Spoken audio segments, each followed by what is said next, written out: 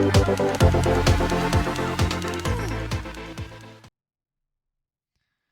guys, welcome to Sports Hub. Thank you for joining us. Please like, subscribe, comment, literally, say anything, that's appropriate. But so getting back into it.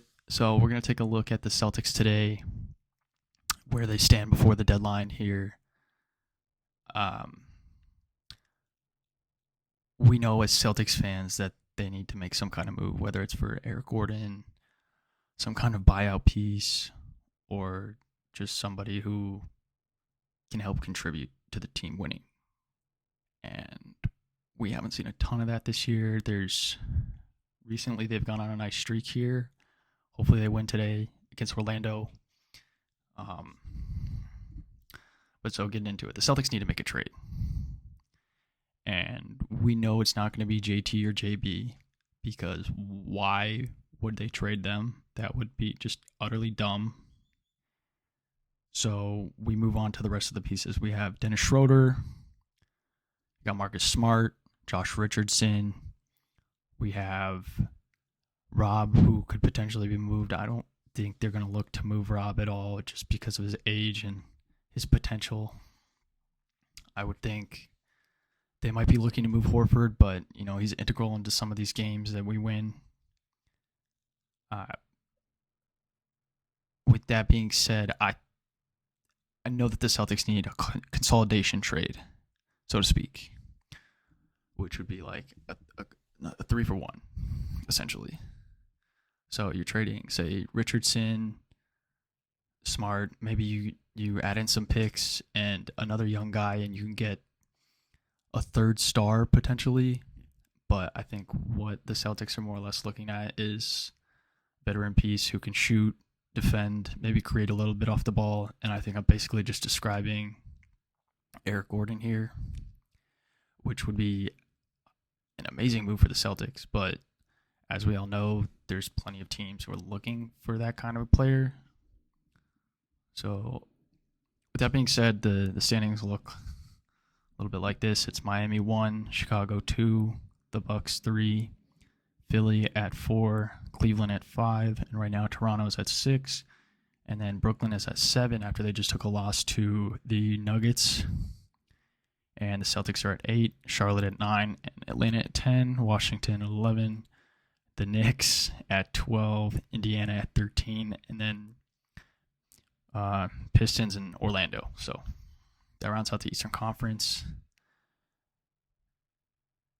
The Celtics need to move on from, we know it's Schroeder, potentially Josh Richardson. He's been a decent piece off the bench here sometimes in some games. So we'll see what a trade like that would look like. Some ideas I did have in mind for potential trades. Some of these are, very unrealistic in terms of who we could get. My personal favorite would be to go all in and get DeJounte Murray, no matter what that takes. I mean, I strongly believe that if DeJounte Murray was on the Celtics, they would be a top 3 seed in the East. I mean, he's been balling this year.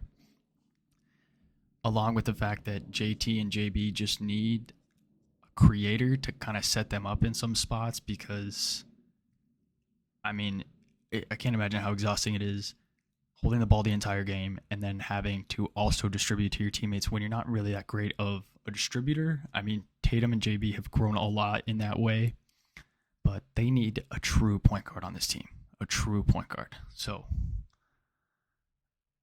some ideas I had for that was DeJounte, and I think the only way that they could get him would be Smart, a couple young guys, Langford, Nesmith, and then probably basically all their picks. They'd be trading all their picks for Murray. And we have Beal, we have Simmons, we have Brunson. But, I mean, these are guys that, everybody knows the Simmons saga, so I'm not going to talk too much about that. Bradley Beal has come on and said before that he would like to play with JT, but it seems to me like the money's much more important to him, which is fine. I get it. You're in the NBA, you're trying to get the check, so you're trying to maximize your earning potential, so why wouldn't you? You're in the NBA. But at some point, it becomes about winning. So I don't know. We know they need to make a move, and you know, without the last couple of years, there hasn't they haven't really had a true point guard. I mean, Kyrie was in there first year; he was hurt, and we probably should have just re-signed Rozier instead of going with Kemba. I mean, we know that hindsight's 2020. You know, you can only do so much. Another piece I thought about the Celtics adding would be re-adding Taco Fall. It's a joke. He's no longer on the roster, obviously, but they need a point guard. I mean, clean and simple. If we could get Dragic, that'd be huge. Even if he's just coming off the bench for us, we know that Schroeder's going to get traded. It's just a matter of what kind of value they can get for him, I would think. But the Celtics are pushing in the right direction, I think. But they need to get at least they can't play in the play-in if they want to think they're contending this year, because otherwise they're kind of screwed. If they get in the play-in and they get matched up with Brooklyn, they're done. I mean, they're done. So please like, subscribe, follow.